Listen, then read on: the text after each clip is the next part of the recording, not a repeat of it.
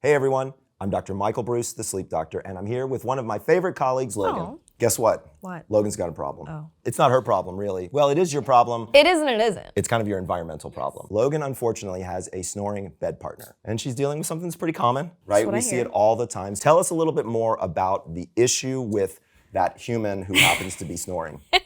We love him. We My do. husband, who's just the dearest, he snores almost every single night. Obviously, there's certain times where it's better or worse, but it drives me just bonkers. I can't get to sleep. When you said it's certain times better, certain times worse, have Yeah. you noticed anything that might give you some clues as to what makes it better and what makes it worse? He definitely snores a lot more if he's sick Okay. and if he has like a drop of alcohol. Sickness, alcohol, what about allergies? He's got seasonal allergies. I think like most of us, spring and fall definitely makes it worse. Animals? We're both allergic to dogs and cats, but we've got 2 dogs. They are hypoallergenic. Sure, They're doodles. they are. They okay, are. so they're golden doodles. Yes. Okay, a couple things that we know about animals in terms of allergies, right? Yeah. Is there are these new breeds out that are hypoallergenic, but they still play outside, Sure. and then they bring all of those things in with them. Yeah. So while you may not be allergic to the hair or the dander of the animal itself, they might have brought something in. Fair. Okay, so one of the things that I always tell people to do is they need to decongest for better rest.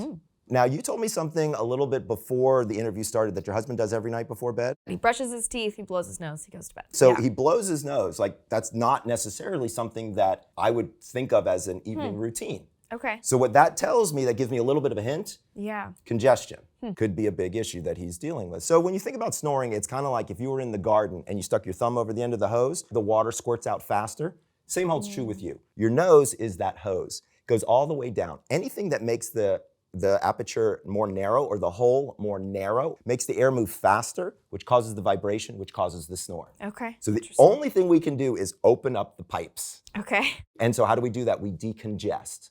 Anything that's making the pipes small, we want to make them bigger again. Easiest thing to do? Saline, believe it or not. Just salt water. You can go to the local drugstore. They have a sinus rinse. Yeah. I personally tell people to do it in the shower. So a lot of people like to take their shower in the evening time. Have you guys ever tried one of those nasal dilators, like the strips that go across the nose? He hasn't. No, I've heard of those. Do those actually work? Yes, they work. Okay. But they're only if they're placed correctly. A lot of people will place them too high across the bridge of the nose where there's not a lot of flexing. What we want to do is place it towards the bottom part of the nose because then it opens up the nostrils, Okay. opens up the pipe, Gotcha. right? Because all we're trying to do is open up the pipe here. My biggest problem with a lot of those strips is I have oily skin, and so they migrate. Yeah. Or like after I put on my moisturizer or something, you would think they wouldn't stay on. Right, and Yeah. I've woken up where they've been like across my eyeball before, things like that. So I was looking for something else. I actually found a device, it's called Mute, M-U-T-E, Okay. and it's an internal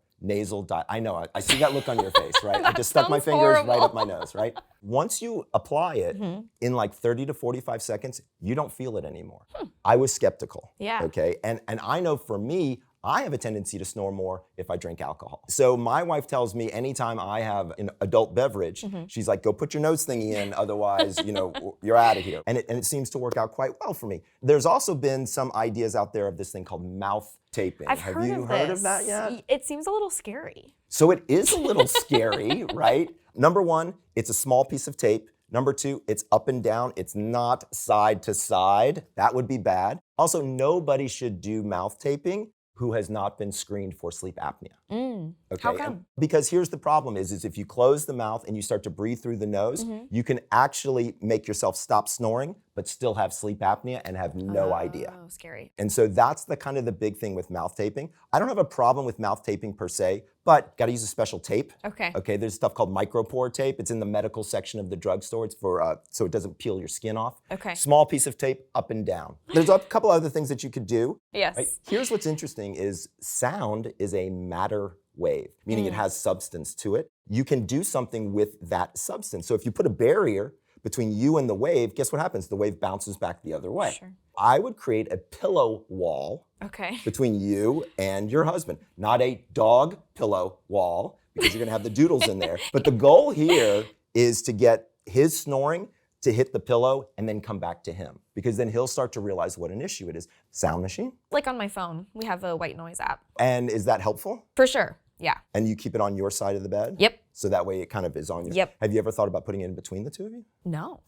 You could Okay. run the cord, right, and then run it. It's on your phone, you said? Run it Yeah. in between the two of you, and Yeah, that will between our actually pillows. create a sound wall. Okay, cool. All we're trying to do is create barriers between you and the sound so that you get a good night's sleep. Cool. Earplugs?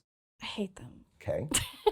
Fair. That's why the sound machine is going to work It's better. hard. I mean, there's some that are better than others. I sleep on my side, and so I just find Makes I have it really tough. small ears, and I just find I haven't found like a good one Yeah. that I like. For folks out there, we need earplugs for people who sleep on the side with small ears. Yeah. Let's get back into the alcohol thing. Not that you're a big drinker, but believe it or not, #1 sleep aid in the world, alcohol. He has one beer and we're off to the races. Yeah, he almost never drinks, but when he does, I know I'm not going to sleep. Most people don't realize that alcohol is the thing that makes you feel sleepy. Yeah. And so you would think, oh, well, could be helpful. But remember, alcohol is a relaxant and a muscle depressant, which means everything gets looser. And when we have loose tissue, it vibrates and makes for more snoring. Even one drink could actually make somebody snore more as a general kind of consequence of alcohol. But generally speaking, I ask people, look, if you can do me a favor, stop alcohol about 3 hours before bed, and then have 1 glass of water for each glass of alcohol. Okay. Number 1, it slows you down, but number 2, remember, alcohol is a diuretic. Sure. Makes you have to pee, Sure. and we don't want you dehydrated because you need hydration for the whole process of sleep. Let's talk about weight loss in the context of overall snoring, not necessarily in the context of him. Does your husband really need to lose any weight? No. Pretty lean guy, Yes. right? One of the things that we know is, as a general guideline, if somebody loses roughly 5% of their body weight, so for a 200-pound person, that's 10 pounds, we're gonna see a lowering of anywhere from 15 to 25 decibels of the snoring. A snoring source that's right in front of you, pretty close. Decibel reduction can be really super duper fantastic. okay. More so in men than in women, Why?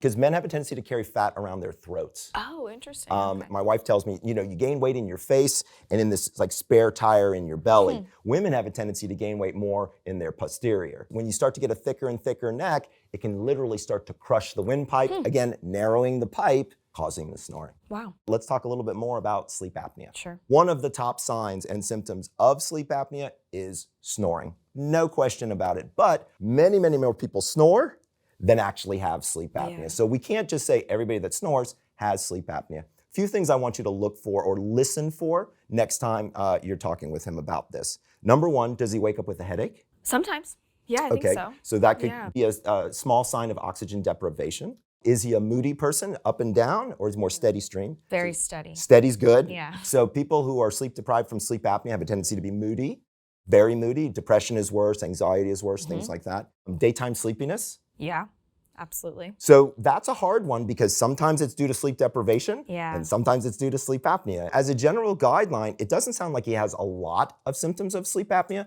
but that waking up with the headache is something that I would want to check out. What I would suggest you do is maybe do an overnight pulse oximeter. Okay. You can buy them at the drugstore and take a look at his oxygen levels just to make sure. So do you think he should get tested for sleep apnea?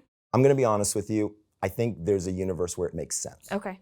Right now, since the pandemic, it used to be you'd have to go into a sleep lab, Yeah. 27 electrodes all over you. We're not there anymore. Because of the pandemic, we've actually been able to create devices that you can bring home with you, what we call a home sleep apnea test. Those are actually available on the website. Nice. But that could be a great way for us to be super duper sure, because if he's having headaches in the morning, my concern is that the oxygen might be dropping at night, and this will absolutely tell us what to do there. A home sleep test could be a possibility, but there's also a second possibility, which is what we call a sleep divorce.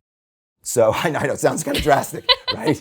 So my dear friend, Dr. Wendy Troxel, who hates that term, by the way, and I do too. It's not a great jarring. term. It is jarring, isn't I it? want a divorce. I know.